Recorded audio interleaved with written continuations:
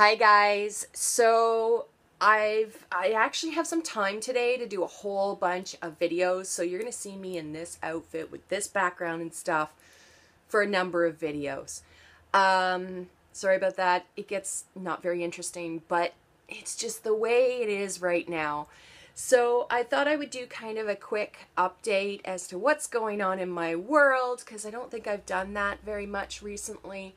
So I'm just going to look at my day timer, actually, because now that I'm thinking about it, I can't remember what I've been doing recently. Isn't that pathetic? Anyway, so let me see. Oh, last week we had a meeting at the school. If you follow my channel for a while, you know that there's an issue with my son jumping out of the car when I'm driving. A restraint was ordered for him to use in the bus, which could then also be used in my car. Guess what? Problem is, he's too smart, and he's a great problem solver. They put the restraint on him to use in the bus when it finally came in, because it's been delayed for a number of months now because it had to be custom made for him because of his size. He's a really tall kid, just like his mama. He's 5 feet tall at 10 years old, so he's a tall boy. So they installed everything in the bus to be able to attach the restraint in. They put it on him, and he wasn't very happy about it, but he kind of let it happen. And then they tried to clip him into because basically it's like this vest thing. I'll insert a clip after I finish describing it. So it's this like seatbelt it's a vest made of seatbelt material kind of thing, and then it's got loops at the top and kind of in the midsection as well, to be able to then attach to the system that is attached to the back of the seat, if that makes sense. So yeah, he basically took one look at it and unhitched everything. Not helpful. And then we had a massive meltdown when he got back home because he wouldn't let the restraint. He needed the restraint out of his backpack because they just sent it home. He needed it out of the backpack. He tried whipping it everywhere. There was a meltdown outside. It was pouring rain. And basically he wouldn't let it come into the house.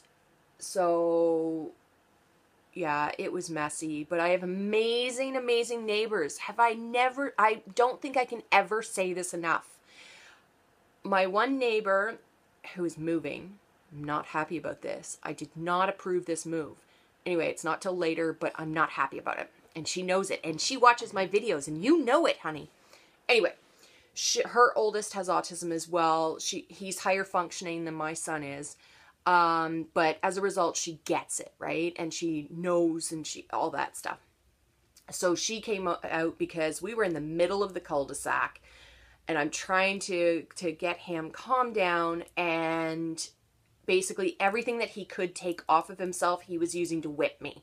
So that included the restraint, his hat, his mittens, his jacket, his backpack, everything. Some of it didn't hurt, some of it did, especially the metal rings on the restraint. So as he's taking them off, she's picking them up, and I'm like, go inside and get his day timer and find out what happened at school. And unfortunately, they had just sent a C email, and I'm like, oh God, that meant that it was a really bad day at school. So they basically in the email described how introducing the restraint system went and that it didn't go well, and yeah, so that wasn't allowed in the house. So it's been in the boot of my car since then, but we had a meeting at the school to kind of figure out what to do. Apparently, since it has been ordered technically, because he isn't using it, the bus driver could technically kick us off because it's been identified that he needs it, and since he won't wear it, then he shouldn't be on the bus. So technically she could kick us off. The great thing, though, is that she won't.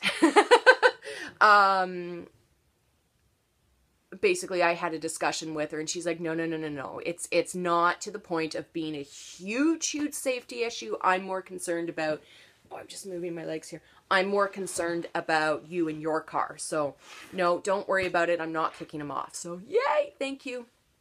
So we came up with some other strategies, like where to drop him off in the cul-de-sac, because primarily he was starting to stand up once he got to the end of the cul-de-sac, which is where the bus then did a like 10 billion point turn to turn around. So we're just dropping him off earlier, and then he and I walk around the cul-de-sac to get back home. So that seems to be working so far, knock on wood. It was a long meeting. His dad was in the meeting for the first half hour, then he had to go back to work. I stayed with the teacher and the vice principal for a little bit longer and found out some interesting information that here I've been silly and trying to get the school board to allow my daughter onto the same bus so that I don't have to be taking her to the school and picking her up from school on days when my wonderful neighbor's son is sick and she doesn't bring them both back home. At no point in time has the school board or the principal, whom I've been also working with to get this change or this permission to happen, no one has told me that there is actually a school bus for the school itself, like a regular school bus, not a school bus for the autism class. And because we're right at the edge of catchment, in theory, my daughter can go on it. So the vice principal is going to work on that to be able to get her on there, because I think I've mentioned before that I need to pick my daughter up about half an hour or 20 minutes early on the days that if I need to pick her up, to be able to ensure that we're back home and settled before my son's bus gets here, because his bus can come anytime in like a 15-minute time frame. So 20 minutes, not a big deal, but 20 minutes when, for example, the neighbor's son might be homesick for a week, 20 minutes times 5 days adds up. So anyway, the vice principal is going to look into it for me, which is fantastic. We also got an update, just basically that we're still in a holding pattern, but a little bit more of an update about my daughter's psychoeducational assessment that needs to be done as well. Because she has some difficulty with literacy. So she does have an IEP for that, an individualized education plan.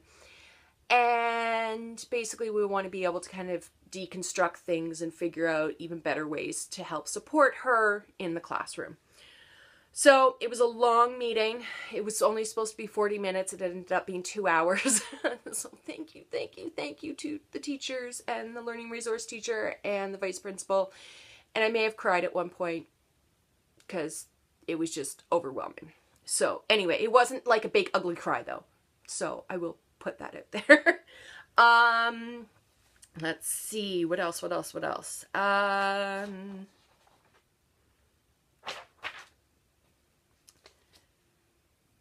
In relation to special needs, I might as well talk about this too.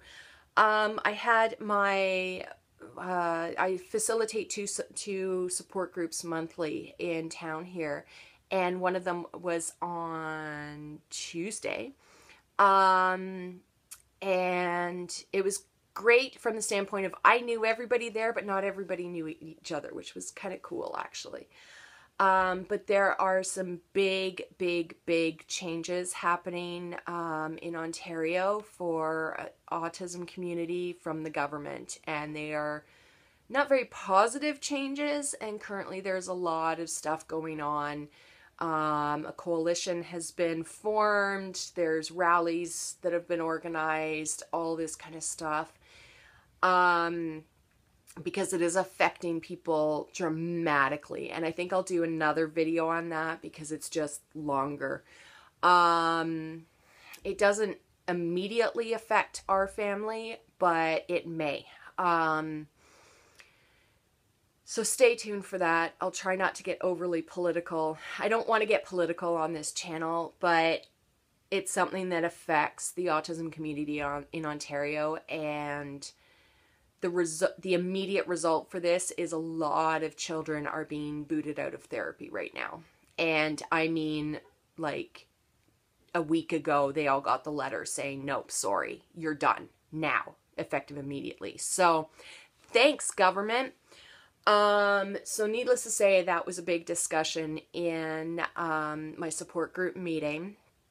There is a strategy meeting tonight here in town that somebody who's kind of the local lead person for the coalition that has been formed across the province, she's organized it, and she's actually asked me to speak, which I am totally honored to do. She asked me to speak basically about my support group meetings, about how to kind of keep our own mental health fairly stable, because people are losing it. Yeah, even more than usual, because, you know, parenting is a tough job. Being a parent is the most difficult job that you will ever learn, and there is no training manual no matter how many books you read. Being a special needs parent is even more stressful, and you're also learning a completely different language while you're doing it too. So to have this information thrown at us with no warning, with, you know, sorry, your kid's gone now from therapy, the parents are not handling this well, obviously. So I'm absolutely honored that she's asked me to speak at this community meeting tonight. We have no real idea of how many people are going to come. It could be 10, it could be 100, who knows? So I know what I'm going to speak about, but I'm also going to kind of gauge the room and based off of what the other speakers are presenting. And so I'm hoping to be able to film it too, to be able to share with you guys if you want to see it. So let me know in the comments below if you do. So there's kind of the big stuff that I've been doing that has been filling my time above and beyond all the regular stuff. Oh, I also did my final exams. Oh yeah, just throw final exams in on all this. That was last week. Let me know actually if you want me to do kind of a sum up of what those courses were. One was interesting in that it was actually a group exams. I've never done that before. But maybe I'll do that after I get my marks. I should get those in the next couple weeks. So I think that's enough for the day, because frankly, I need to just take a sip of chai. Hold on. It was a lot of talking. I had to get some thirst quenched down. So yeah, that's kind of an update of what's been going on in our world. Let me know what's happening in your world. And don't forget to also like this video if you liked it, and if you want to see more updates like this. And if you haven't done so already, then be sure to subscribe and leave a comment below. Talk to you guys later. Bye.